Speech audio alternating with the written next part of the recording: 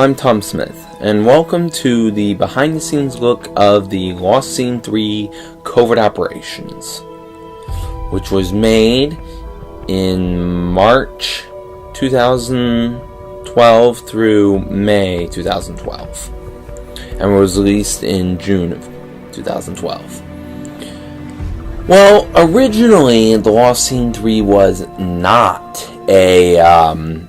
it was not a prequel. Originally, it was a sequel. It was going to continue right where the Lost Scene 2 left off, which was actually in a post-credit sequence that was shown at the end of the Lost Scene 2, where the hero, who was later named in the Lost Scene 3, was named Edward Niven, and the villain, played by Sean Phillips, who was later renamed Kane.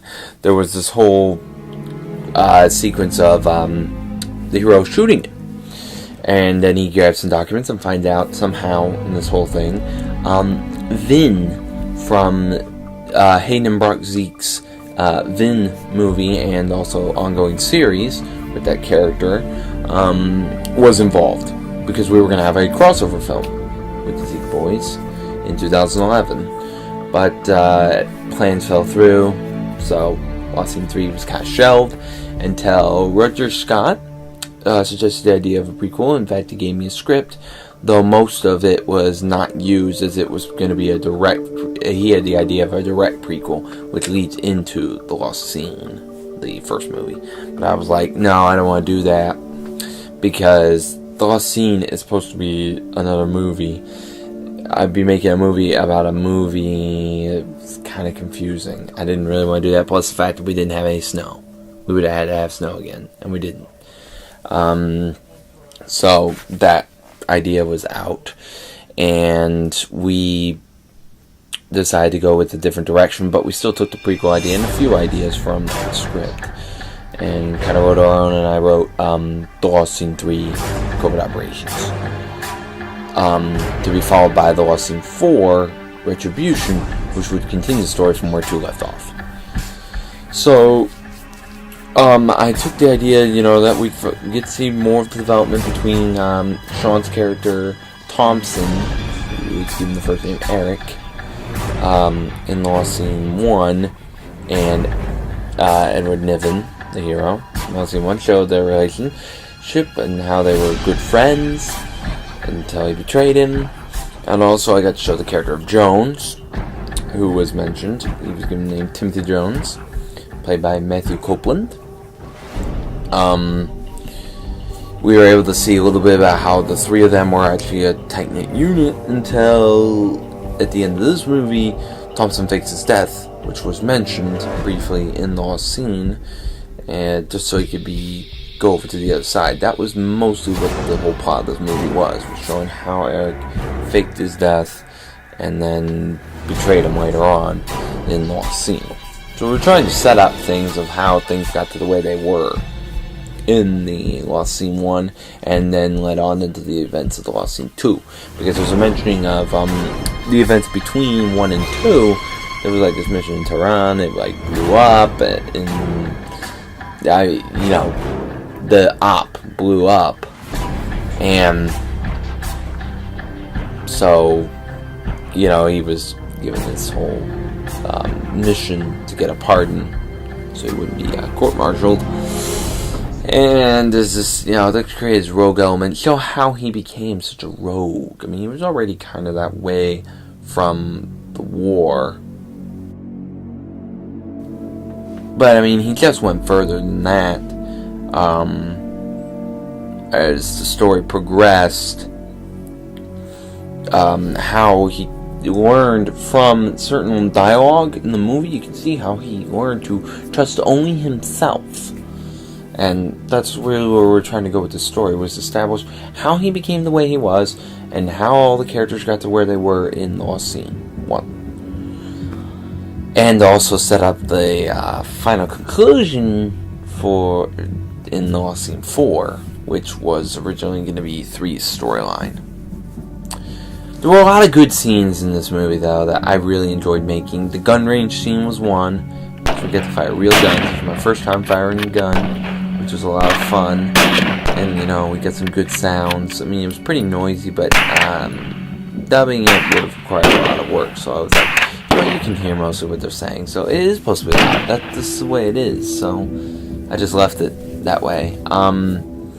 There was the sneaking around scene. Now, it's funny about that.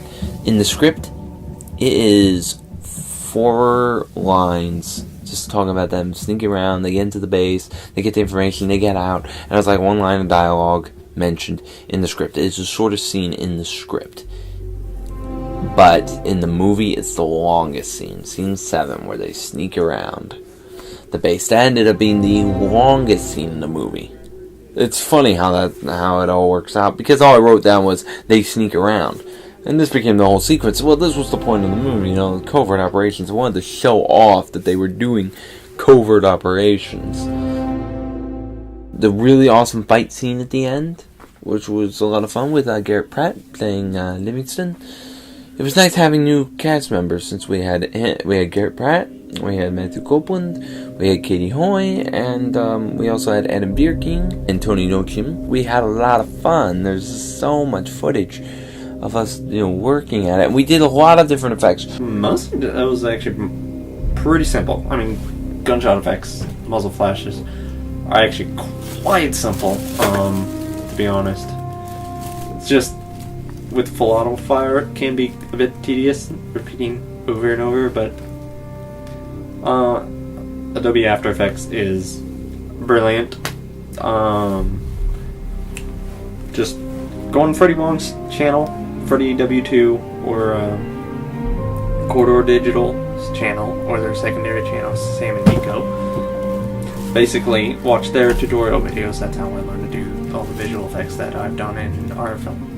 There were a couple things I wish we could have done a little better, but, you know, there's always room for improvement. You know, until we're the big shots in Hollywood, there's always room for improvement. Even then, there's always room for improvement. There's a lot of bad movies coming out of Hollywood. I mean, Lost Scene 3, I think, is better than some of the big-budget Hollywood films I've seen. And as far as the story goes, I was actually quite impressed with the way Tom, tied in assets from the first 2 Lost Scenes. Even though this one's a prequel, and it's just kind of setting up for the events that happened in the Lost Scenes 1 and 2.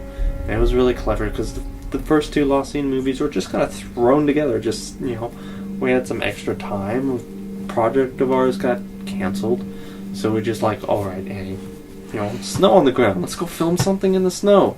The Lost Scene happened.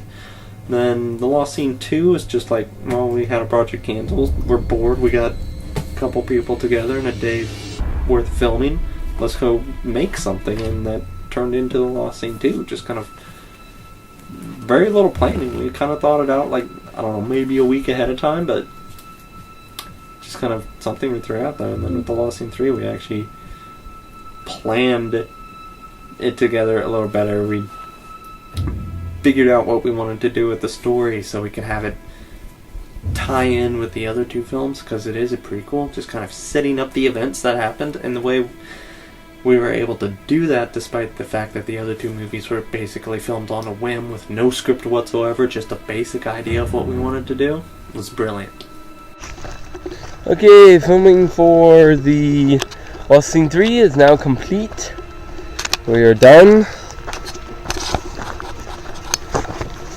Just had to film one last shot with a picture of Hayden Zeke as Vin, which sets up for the Lost Scene 4. I think Lost Scene 3 is going to be maybe our best project we have done yet. What do you think, Sean? Yeah, definitely. Yeah, so we're going to start finishing. I mean, we've already done a whole bunch of post-production work on it, but we've just got a few more things we've got to work on, so it shouldn't be too long. So let's just see how it looks. Ooh, that gun range scene, one of my favorites to film, because I love to shoot stuff, and those guns in the scene 2 at the gun range scenes, they are real guns, not airsoft props. They are guns that I own. The black one being a Hi-Point 9mm carbine, and the wood one is an M90 130 Mosin Nagant World War II era Russian bolt-action rifle Watch scene 2 at the gun range. All the extra gunfire sounds you hear in the background were not added in After Effects.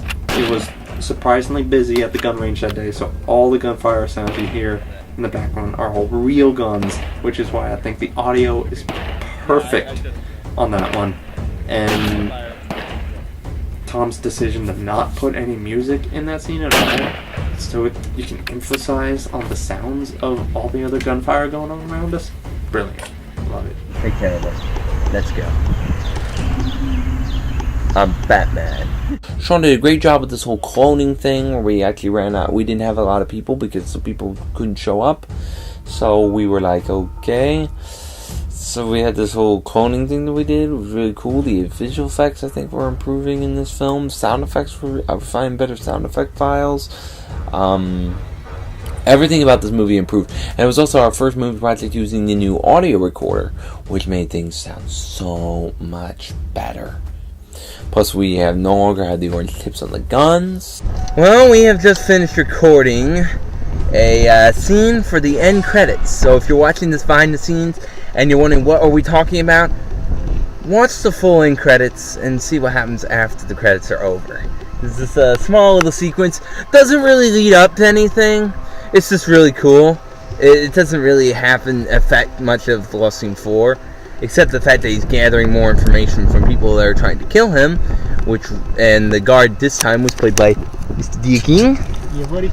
Yep. So we just finished filming that. It was really a lot of fun. So if you didn't see the behind the scenes, if you're watching this behind the scenes and you didn't see the end credit sequence, go back, watch it. It's a lot of fun. Well, I hope you enjoyed watching this behind the scenes, seeing all the different clips and seeing what me and Sean Phillips had to say about the film. I wish I could have done some more interviews, but I really had to get this behind the scenes out of the way so I can move on to future videos. Hopefully we'll be able to do more interviews with people with our future projects. So long from Blue Diamond Productions. This is Tom Smith saying thanks for watching this behind the scenes of The Lost Scene 3 Covert Operations.